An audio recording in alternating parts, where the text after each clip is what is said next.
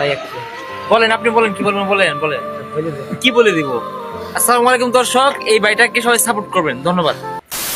গত ৩-৪ দিন যাবৎ টিকটকে ঢুকলে ঘুরে ফিরে এই ভিডিওটি সামনে আসে, যেখানে দেখা যাচ্ছে ময়মনসিংহ শেরপুরের ফানি কন্টেন্ট ক্রিয়েটর নাসা ভাই তার ভক্তদের সাথে বাজে ব্যবহার করছে। এই ভিডিওটি রীতিমতো এখন সোশ্যাল মাধ্যমে ব্যাপক ভাইরাল, আর এই বিষয় নিয়ে সমস্যার সম্মুখীন হচ্ছেন নাসা ভাই। তাহলে কি সত্যি নাসা ভাইয়ের ব্যবহার খুবই বাজে? বলতে পারবো না। অল্প কিছুদিনের মধ্যে ভাইরাল হওয়ার সাথে সাথে কি তার অহংকার বেড়ে গেছে? ওই যে কথায় আছে না, অল্প পানির মাছ যখন বেশি পানিতে পড়লে যা হয়, তো ওনারও হয়েছে তাই আর কি। নাসা ভাইয়ের সাথে এই ছেলেটি দেখা করতে গিয়েছিল। এরপর ছেলেটি মোবাইলের ক্যামেরা ওপেন করে নাসা ভাইকে বলে, ভাই কিছু বলেন। তখন নাসা ভাইয়ের রিয়াকশনটা এরকম ছিল।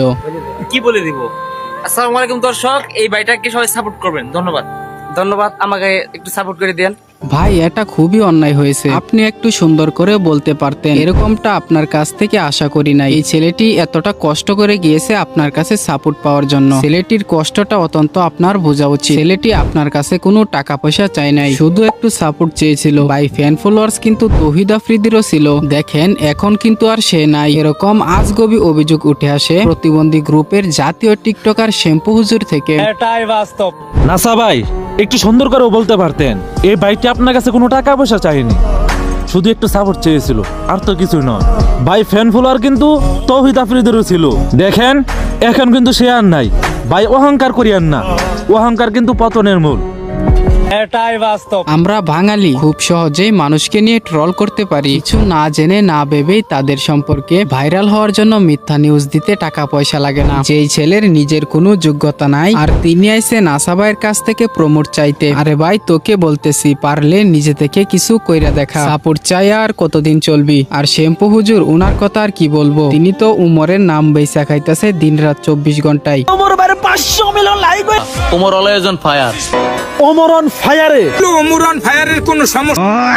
একজন সেলিব্রিটির সুবিধা অসুবিধা থাকতেই পারে। ওই ছেলেটি যখন নাসা ভাইয়ের সাথে ভিডিও করতে যাচ্ছিল, তখন নাসা ভাই তাদের এলাকায় কোনো এক মৃত ব্যক্তির জানাজার নামাজ পড়তে যাচ্ছিল। আর এই তথ্যটি আমি খুঁজে পাই শ্যাম্পু হুজুরের ভিডিওর কমেন্ট বক্সে, যেখানে নাসা ভাই তার টিকটক আইডি থেকে একটি কমেন্ট করে লিখে, কোনো কিছু না জেনে অনেক কিছুই বলা যায়। এই ছেলেটা জানাজা নামাজে ডায়লগ দেন বলে চিল্লানো শুরু করছে। তারে অনেকবার বোঝানোর চেষ্টা করেও লাভ হয় নাই। তো এই থেকে বোঝা যায় ছেলেটির ব্যবহারে বিরক্তি অনুভব করছিল নাসা ভাই, আর বাধ্য হয়ে এরকম বাজে ব্যবহার করতে হয়েছিল নাসা ভাইকে। যাই হোক, যদি নাসা ভাইয়ের আসল ব্যবহারের কথা বলা হয়, তাহলে এই ভিডিওটি দেখুন।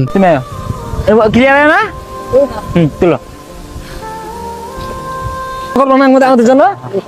হ্যাঁ, আর লেখাপড়া করে অনেক বড় হও, ভালো ফোন পাবা ইনশাল্লাহ একদিন। হ্যাঁ, নাম কি তোমার? মুরাদ। মুরাদ। হ্যাঁ, আর তোমার নাম? আচ্ছা তাহলে এই ভিডিওটি দেখুন।